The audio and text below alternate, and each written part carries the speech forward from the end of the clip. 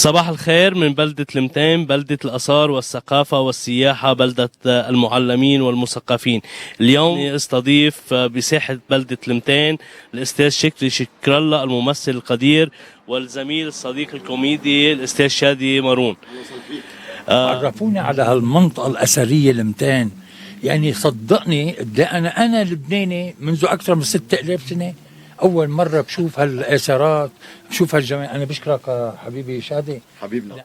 شو بتطلب منه؟ بطلب أنهم الرحيل يتركونا، وطول عمره الشعب بينام وبيرجع بفيق. لبنان رمال متحركة، كل من يدخل ودخل إليها يغرق يغرق يغرق. لبنان لازم يكون بالبشر بناسه. البديل الشعب. إذا الشعب مشي 30 سنة، لو شغلت هلا ال 250 قد كانت على الدولار؟ شكري شفطوه؟ ايه والله 250 ليرة البنك شفطه.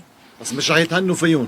اكيد عم بدي عليهم انا الله، لذلك فلسوا. وفي بنوك بس انت بتحط بالبنك ولا بدك بالقصبة؟ والله هي غلطة انا قال لك بالعادة بدك بالقصبة، ليش حطيته بالبنك؟ غلطة. حطيت بوعدة 1000 ليرة، قلت يلا شغلها 1000 ليرة. طب القصب موجودين او بدك يكون فيهم؟ شو دخلك انت؟ استاذ ما فيني اقول لك انا احب شيء لإلي بتعرف شو هو؟ قرب ما تقول لحدا. الدولار بحبه كتير. هل هي في الحقيقة شكري؟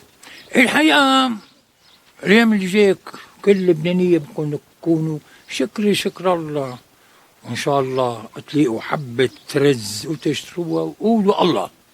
نعم أنا بحب شكري لأنه بيمثل الواقع للمستقبل، وهي شو؟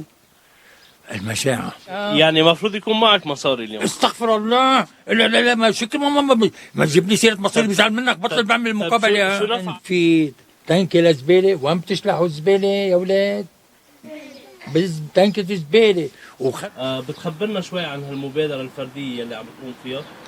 هذه رسالة محبة وتقدير لجيل من الفنانين العظماء اللي تأثرنا فيهم، ويمكن لو منهم نحن ما كنا هلا عم نمثل وما كنا عم نشتغل. أنا عندي اعتراض على كلامك. تفضل. أنت قلت إنه عطوا فرقة أبو سليم عطيت، تسحب لي كلمة عطوا. شكري بياخد ما بيعطي. إذا بتريد هيدي بحتاج. سمو الأمير محمد بن سلمان الرجل العظيم يلي بقدره وبحترمه، وجعل من السعودية المملكة العربية السعودية دولة عظمى، وافتخر فيك. وألف تحية للشعب العربي السعودي ولا حبيب قلبي سمو الأمير محمد بن سلمان، كل تقدير واحترام. الحقيقة